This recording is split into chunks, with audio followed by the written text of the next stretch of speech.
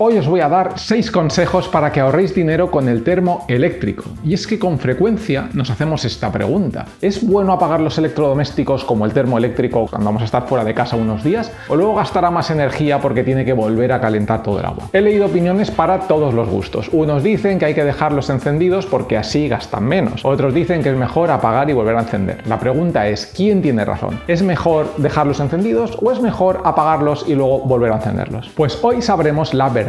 Pero no porque lo diga yo, sino porque lo voy a calcular y mejor aún te voy a enseñar a que tú lo calcules para tu calentador en concreto. Hoy estoy muy motivado. Lo primero que tenemos que tener claro es que hay dos tipos de calentadores. El calentador eléctrico, que normalmente llamamos termo, y el calentador de gas, que normalmente llamamos caldera. Ambos funcionan de forma distinta, pero el propósito es el mismo: proporcionarte agua caliente para que cuando te duches no pases más frío que el ginecólogo de Frozen.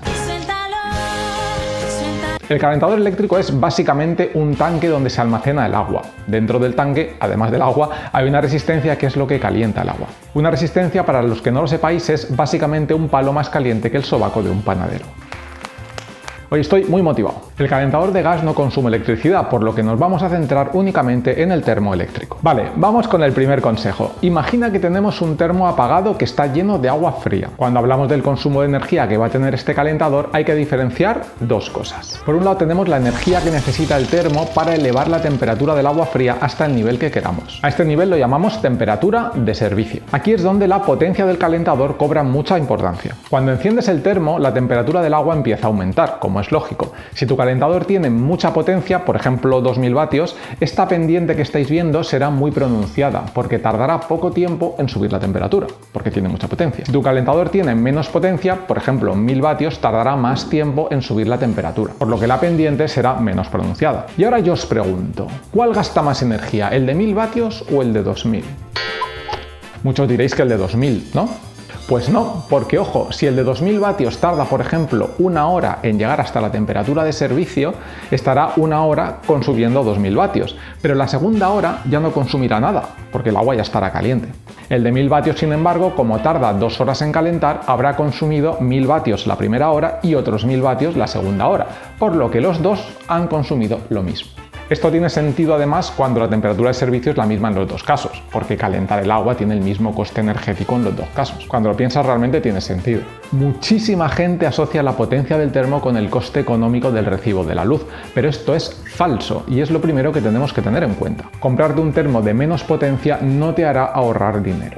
Entonces, ¿qué ventaja tiene tener un calentador más potente? Ahora hablaremos de eso. Vale, vamos con el segundo consejo. Hemos hablado de la energía para alcanzar la temperatura de servicio, pero ¿qué pasa cuando el agua ya está caliente? Los termos llevan un aislante térmico que hace que el calor se mantenga dentro del termo, pero evidentemente el aislante no es perfecto, por lo que poco a poco el calor va escapando hacia afuera y por tanto el agua empieza a enfriarse. Por este motivo, el termo encenderá la resistencia brevemente de vez en cuando para recuperar el calor perdido y mantener la temperatura del agua en la temperatura de servicio que hayamos puesto. Esta es la energía para mantener la temperatura de servicio. Esta energía es la que el calentador consume una vez que ya tiene el agua caliente y es la que más va a contribuir al recibo de la luz. Un calentador que tenga un aislante muy bueno perderá muy poco calor, por lo que necesitará muy poca energía para mantener el agua caliente. Esto es lo que se conoce como eficiencia energética y es muy importante. Pero mucho, de verdad es muy importante. Viene a decir cómo de eficaz es tu calentador, tu termo, reteniendo el calor. Para saber cómo de eficiente es un electrodoméstico tenemos que mirar la etiqueta de eficiencia energética, que es obligatoria en la Unión Europea.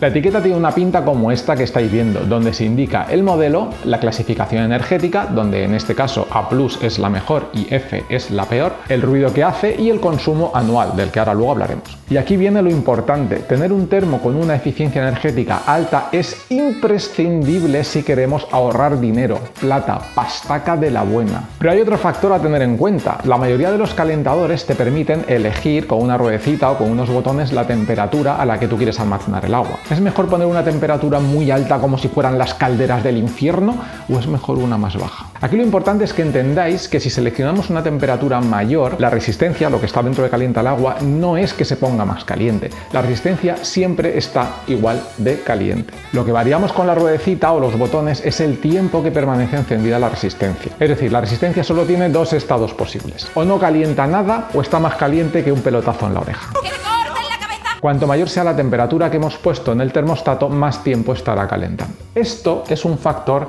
muy importante. Lo haría más alto, pero me salgo del cuadro. ¿Pero es mejor poner una temperatura alta o baja? Pues depende. Cuando abrimos el grifo del agua caliente, obviamente el calentador comienza a enviar agua caliente por la tubería. Pero, ojo, cuidado, conforme el agua caliente sale, el agua fría entra en el calentador para que no se vacíe. Es decir, el calentador siempre está lleno de agua. No es que se vacíe de agua caliente y luego se llene de agua fría, sino que conforme se va vaciando de agua caliente, se va llenando de agua fría. Y tú dirás, ¿y a mí qué me importa esto que me estás contando? Pues mucho, porque si pones una temperatura baja para que gaste poco, conforme abras la llave, el agua fría que entra por el calentador hará bajar la temperatura del resto del agua caliente que se encuentra dentro, por lo que el agua caliente dejará de serlo, porque ya no estará caliente. Es decir, lo que notaríamos es que el agua caliente dura poco. Si pones una temperatura alta, gastará más energía, obviamente, pero el agua caliente te durará mucho más. Y la pregunta es, ¿qué es mejor? Pues si sois muchos en casa, te compensará tener una temperatura muy alta, porque os podréis duchar todos sin tener que esperar. Si vives solo o con tu pareja, puedes poner una temperatura más baja y ahorrarte dinerito y gastártelo en vino, por ejemplo. También depende de la estación del año. No es lo mismo que el agua fría que entra al calentador esté a 2 grados porque sea invierno que esté a 30 grados porque sea verano. En verano podéis poner la temperatura mucho más baja y con ello ahorrar bastante dinero, pero bastante. Ahora luego calculamos el importe, bastante. Vale, pero ¿cómo podemos calcular cuánto dinero va a consumir el calentador teniendo en cuenta la eficiencia energética y todo esto? Porque a mí ABC no me dice nada. Vale, aquí es donde tenemos que investigar. Esto no lo veis, pero es una lupa. Lo primero que tenemos que saber es la marca y el modelo del calentador que tenemos en casa. La marca es fácil, el modelo a veces no tanto. La marca del fabricante es fácil de ver porque lo suele poner en la parte frontal en grande. El modelo lo suele poner en una etiqueta en la parte de abajo o, si no tenéis suerte, en la parte de atrás. Lo más fácil, la verdad, es buscar en Google la marca de vuestro calentador y en fotos encontrar el vuestro para saber qué modelo es y ya está. El mío, por ejemplo, es del fabricante Ariston y el modelo es el Bellis Evo de 50 litros. Una vez sabemos qué calentador tenemos, hay que conseguir la ficha técnica del calentador. Como no tengo ninguna esperanza de que hayáis guardado la documentación que viene en la caja del calentador, tendremos que acudir a la página web del fabricante y descargarla. Esto es muy fácil de hacer. Por último, necesitaremos la factura de la luz para saber a cuánto estamos pagando la luz, lógicamente. Con esto ya tenemos todo lo que necesitamos. Ahora vamos con los cálculos que son muy sencillos. Vale, vamos a calcular primero la energía que necesita el termo para alcanzar la temperatura de servicio, es decir, esta energía de aquí. Esta energía será la potencia que consume el termo multiplicado por el tiempo que tarde. Acordaos que la potencia es la misma siempre, o está encendida la resistencia o no lo está. Si os fijáis en la ficha técnica os pone el tiempo que tarda el calentador en alcanzar la temperatura de servicio.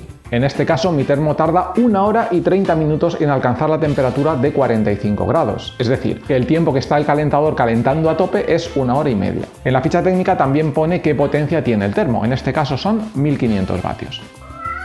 Cookie. Por lo tanto, ahora ya podemos calcular qué potencia va a consumir el termo. Consumirá 1500 vatios durante 1 hora y media. ¿Y cuánto dinero es esto? Pues aquí es donde miramos la factura de la luz. En mi caso, veis que tengo facturación por tramos horarios, es decir, que la energía tiene diferente coste en función de la hora del día. Mi gato se ha subido a la mesa, un momento. Porque es que, a ver, yo os cuento, resulta que estoy usando un teleprompter nuevo, un programa de teleprompter nuevo y no sé cómo se va para atrás, entonces lo he parado y estoy viendo a ver cómo voy para atrás porque el gato no para de subirse. Son todas ventajas, pero un momento que lo tenéis enseguida. Este es Mimo, es un gato que tengo en acogida, ¿a que sí? Porque el pobre estaba en la calle, entonces me quiere mucho, pero claro, quiere participar. Entonces saluda a Mimo y di hola a la gente, que te quieren mucho a ti también, ¿sí? Te quieren un montón. Yo en mi caso, fijaos que tengo facturación por tramos horarios, es decir, que el precio de la luz varía a lo largo del día en función de cada hora. Me cobran la luz a 0,03 euros por kilovatio hora. ¿Pero esto de los kilovatio hora qué es? Pues que si tengo un consumo de 1000 vatios durante 1 hora, me cobran a 0,03 euros, es decir, 3 céntimos más o menos. Recordad que un kilovatio son 1000 vatios, es decir, aproximando más o menos unos 3 céntimos de euro por kilovatio hora. Si tienes algo consumiendo 1000 vatios durante media hora, te cobrarían la mitad. Si tienes algo consumiendo 2000 vatios durante 1 hora, te cobrarían el doble, y así sucesivamente. En este caso tenemos 1500 vatios, que es 1,5 kilovatios durante 1 hora y media, por lo que el precio del kilovatio hora hay que multiplicarlo por 1,5 porque son 1500 vatios en lugar de 1000, y de nuevo por 1,5 porque es 1 hora y media en lugar de 1 hora.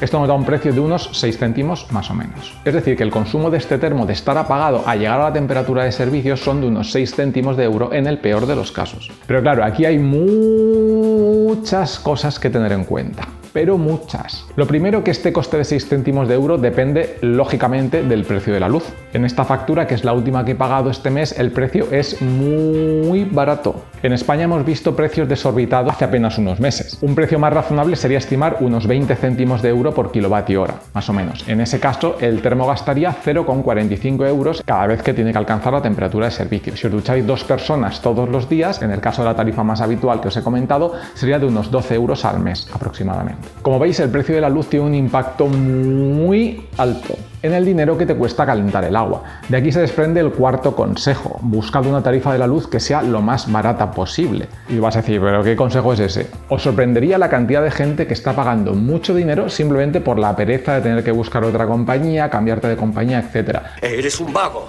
Pero ahorras mucho dinero. Otra cosa a tener en cuenta es el tamaño del termo. Hay mucha gente que cuando va a comprar un termo eligen el más grande que haya en la tienda. Claro que sí, cuanto más grande mejor. Está pasando un avión, no sé si lo oís. Pero ojo con esto, porque si miráis la ficha técnica veis que todos los modelos tienen la misma potencia, con independencia de su capacidad. ¿Y qué significa esto? Que como veis, el tiempo que tardan en calentar es mayor. Es decir, cuanto mayor sea el termo, más energía consumirá para llegar a la temperatura de servicio, evidentemente porque tiene que calentar más agua porque el termo es más grande. De aquí se desprende el quinto consejo: compraos un termo lo más pequeño posible que os permita llevar una vida cómoda. Si lo compráis muy pequeño y sois muchos en casa, tampoco es plan.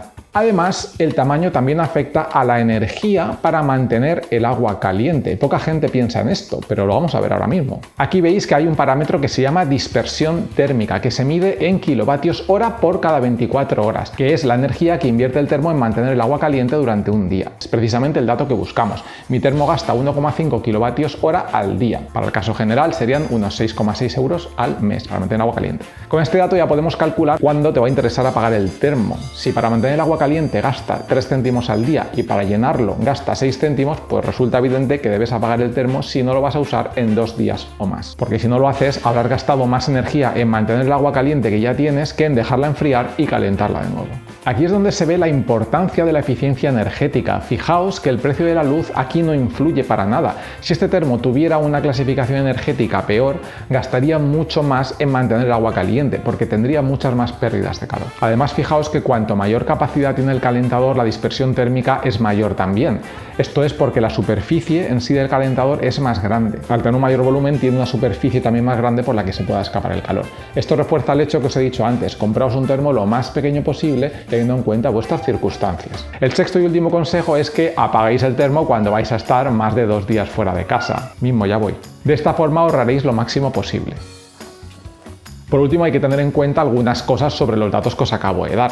Cuando el fabricante nos da el tiempo que tarda el termo en calentar el agua, nos dice a qué temperatura está referida esa medición. Evidentemente, cuanto mayor sea la temperatura elegida, más tiempo tardará, como hemos visto antes, y por tanto, más consumirá. Lo que pasa es que solo nos dan el tiempo para una de las temperaturas. Se podría calcular para el resto. Si queréis un vídeo más a fondo sobre este tema, pedidlo en los comentarios y lo tendréis. El fabricante también nos dice los términos en que se hizo esa medición, que es importante. Está considerando que el agua que entra al calentador está a 15 grados. Si por ejemplo estás en verano y el agua entra más caliente, porque estás en verano, el calentador gastará menos porque el punto de partida sobre el que empieza a calentar el agua es más alto. Al contrario, si estás en invierno y el agua entra a menos temperatura, el calentador gastará más. Digamos que lo que el fabricante nos da es una estimación media para todo el año, más o menos. Y hasta aquí el vídeo de hoy. Espero de verdad que os haya gustado. He simplificado algunas cosas sin querer entrar a un nivel muy técnico, porque quiero que este vídeo lo pueda disfrutar todo el mundo sin tener un bagaje técnico ni nada. Espero que haya sido así, que os haya gustado. No olvides darle a like si te ha gustado el vídeo y nos vemos en el siguiente vídeo. ¡Adiós!